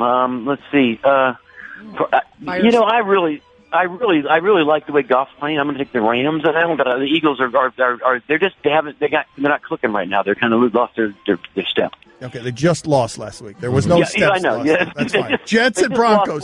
They've lost it completely, right? They lost one game. That's right, one game. That's not a step. It's not anything other than a game. Jets and Broncos. Broncos plus 1. Who you got? I'm going to take the Jets. I think the Broncos just blow. They're like the Browns lost in a bye week, so they're about as bad as the Broncos. Take the Jets. Hold on. Taking the Jets. Raven. I mean, you're a comedian, man. Well, but this is radio, and props are a key to his act. Right. And we're really catching him at his most vulnerable, right? Oh, this is God. just the comedy. I wish I had a button, you bastards. You'd be getting it on your hand. Ravens at Steelers. I love the relationship that Carrot Top has with the other comedians, because the other comedians treat Carrot Top, yeah, he knows. He enjoys that. Ravens and Steelers. He might not enjoy it. He pretends to enjoy it. Ravens and Steelers minus 5. I'm going to take the Steelers at home. All right. Looking forward to you being on with us next week. We got to wait. We got to check in with New York first to see if my picks are okay. All right, we're good. Okay. I thought there was going to be a prop or a sound. I'd be a lot more confident if he was making prop bets. Hold on. Oh no, that was a good joke by her. It was that was a delayed. We were not. That wasn't going against Sarah. It was. That was directed at Carrot Top. It was the third consecutive bad joke Carrot Top has told. Carrot Top, man. Good God. Comedy's all timing. All right. I didn't time it right. We'll talk to you next week, hopefully, Carrot Top. Good talking. All right, to you. let's do it. Let's do it. All right. That was going to be my first Hakeem. The man wants more money. You almost got it. Not certain. I want him to win. Stuff. He didn't. That was some lame comedy he was throwing our way. Dan Batard. It's Friday. I'm getting into the weekend. I want to get my drink on. Stugotz. We've got to open up the club. Open it. Open it. Open it. Now. What is the computer buffering? There it is. This is the Dan Batard Show with the Stugotz on ESPN Radio. Do you have a stat of the day? Are we doing a stat of the day? I do have a stat of the day. Stat of the day, stat of the day. It is the stat of the day. Stat of the day, stat of the day. It is the stat of the day. Stat of the day, stat of the day. It is the stat of the day. Start of the day, start of the day. It is the start of the day.